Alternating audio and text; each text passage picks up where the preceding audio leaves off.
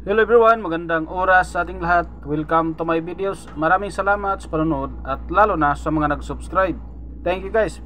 At kung bago ka pa lang dito sa aking videos, huwag kalimutan mag-like, comments, share and subscribe para updated ka sa aking mga bagong upload na mga videos na mayroong magandang kasaysayan at halaga tungkol sa ating mga barya. Guys, ito yung ating coins ngayon guys, ang coins ng France. Share ko sa inyo guys ang napakagandang historical and value of 10 France. Mayroong taon na 1951. Tapusin natin ang video guys para malaman natin ang tungkol ito sa baryang ito guys ng France. The historical value of these coins guys. The 10 France coin from 1951 has both historical and numismatic value. Here's the overview guys. And the historical context. Post-war economy. The 1951 10 France coin was issued during the Fourth French Republic. From 1946 until 1958, a time of rebuilding after World War II, the economy was stabilizing, and coins like this symbolize recovery and modernization. Design of the obverse features Marianne, a national symbol of France, representing liberty, and reason Marianne is often used to personify the French Republic. The reverse design depicts a wheat motif and denomination, and the denomination symbolizing agriculture's importance in the post-war recovery. Engraver, the coin was designed by René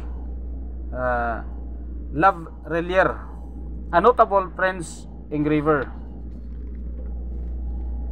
And the material composed of copper, aluminum, nickel, reflecting the need for durable and affordable materials during this period. Numismatic value, the rarity, the coin isn't particularly rare as millions were minted in 1951.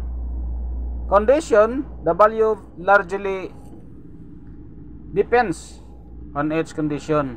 Circulated condition, typically worth of $1 up to 15 US dollar.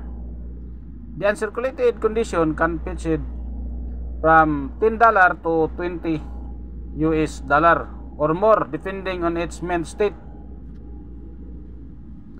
Collectors' interest, its historical significance and attractive design make it popular among collectors of French coins.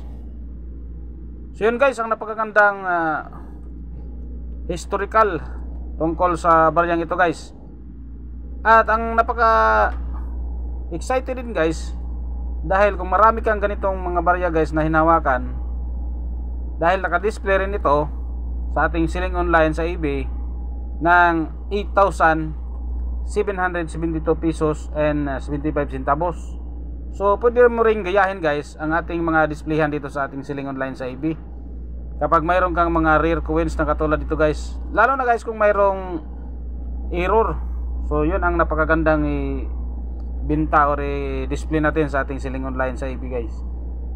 So yun guys ang mga informasyon nga nakuha natin dito sa ating 10 France. Maraming salamat guys sa panonood at God bless sa ating lahat.